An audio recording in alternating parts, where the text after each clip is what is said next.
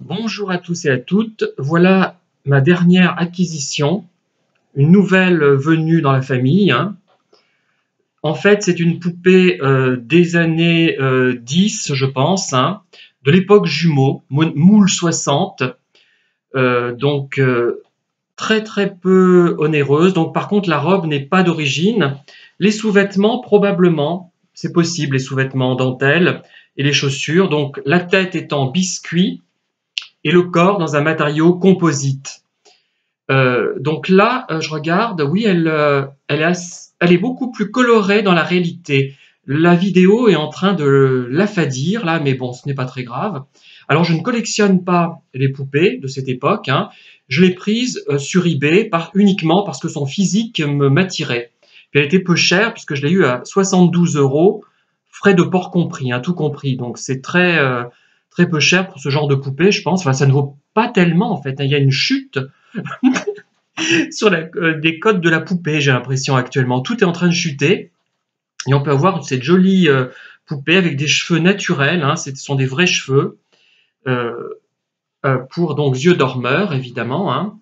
Regardez, elle a des dents même, mais je crois que celles qui n'ont pas de dents visibles sont plus cotées. Mais moi, je ne cherche pas la cote et comme je vous l'ai dit, je ne collectionne pas. J'en ai vu d'autres qui ne me plaisaient pas physiquement, qui étaient d'ailleurs très chères. Euh, du même genre. Là, c'est un moule 60, mais voilà, c'est simplement son apparence physique qui me plaît et je vais essayer de la placer dans la maison de façon à ce que Fantomette ne l'atteigne pas.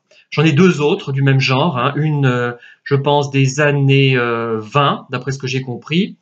Par contre, elles n'ont pas la tête en biscuit, elles sont en matériaux composites.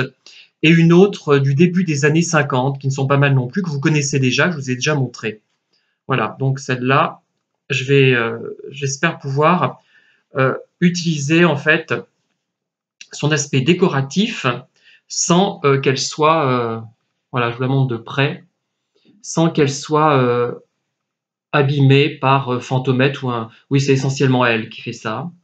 Donc, j'ai l'impression que comme tous les prix sont en chute du fait d'Internet, on peut avoir de très belles choses finalement, de très beaux objets pour presque rien maintenant.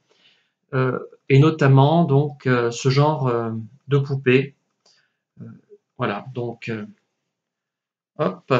Donc je vous montre quand même les sous-vêtements d'époque, je pense. Donc les mains articulées. Il manque pas de doigts, c'est important que tous les doigts soient présents, paraît-il. Enfin, c'est vrai que c'est plus joli. Donc voilà. Vous voyez, il y a une sorte de panty en dentelle. Et ça doit être quand même. Enfin, pas forcément d'origine, mais c'est un peu dans l'esprit, alors que la robe, non, hein, c'est trop.